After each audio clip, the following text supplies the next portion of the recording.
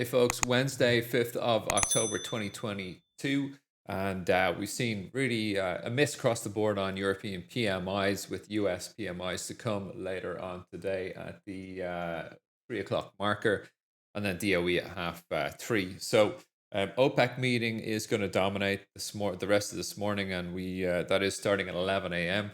GMT, and we should have really the decision of whether it's 2 million, 1 million, if it's, what is it. Of course, yesterday coming out, 2 million is the touted figure, and we saw a massive bid up on oil. But first of all, let's talk about cable, right? So this is sterling contract here. And really, we're looking at the index, and what you can see is on the daily bars in this screen here. And I'm gonna cut this Fibonacci off because it's a little bit distracting right now. But as you can see, the gap down, of course, from the Kwarteng and Truss mini budget, right down here, gap is in yellow, and look what's happened top right of your screens here, back to the gap for the second time. Target yesterday, we were looking at this as a target yesterday. We got there, can't find buyers. We got there again this morning on the half seven marker, and down we come from that. Now, can we get back up through this gap? I think we can. It's just a matter of timing. When, of course, with trading is everything. So maybe a little pullback to the 1258s, just down below here, above S2, and then actually, look for a rally in. And I think you're going to need some form of a catalyst for that to happen, for us to start to close this gap. But, once we get in here, we've been trading gaps a lot over the last 2 years here, really. So once we get in here for the longs, if you want to play this gap, you really need to see this come in here and sit down, and then kind of excess on the lows, sitting on that 1504, the spot 1504, which is the bottom of the gap technically.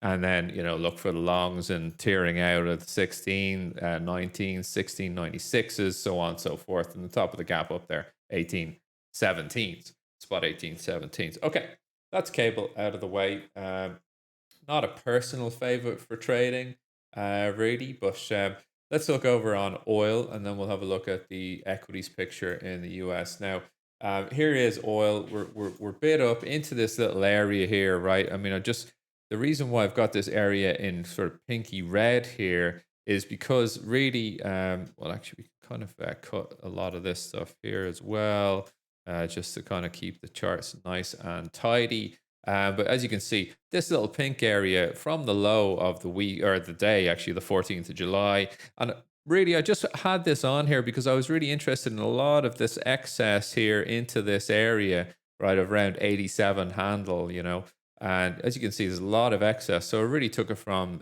this low to this close here. And we're going to just project that forward. It gives you sort of an operational framework of, how to trade on these markets. Sorry, banging on the door there. I think it's my son.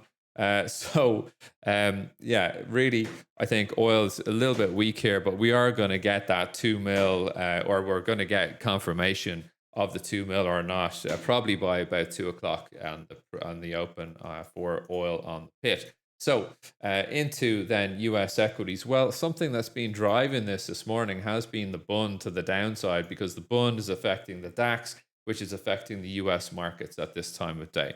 And so you've seen here the DAX, or the bund, sorry, coming off best levels on the day, pivot there as well. Short, down we come, working off shorts off of VWAP, working off of VWAP, working off of VWAP. All right, and a big level here for us, 140.92s to be aware of. And when we go soft below this level, it's sort of showing kind of some danger signs for any further upside to be limited by this sort of price here.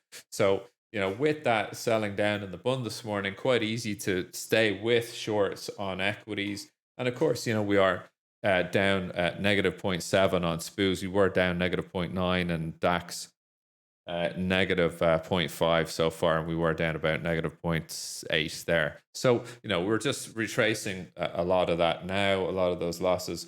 For the session to come on the SPOOs, really looking at the shape of this market here on the weekly bars, we have had a nice rally from the Goldman Sachs 3600s level.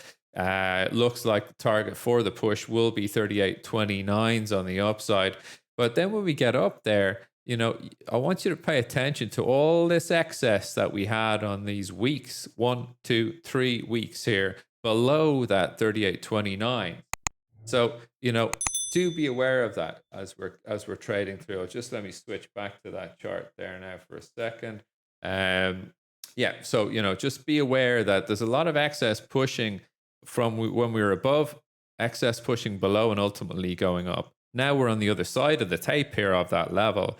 Are we going to get excess above and then closing below to then continue down?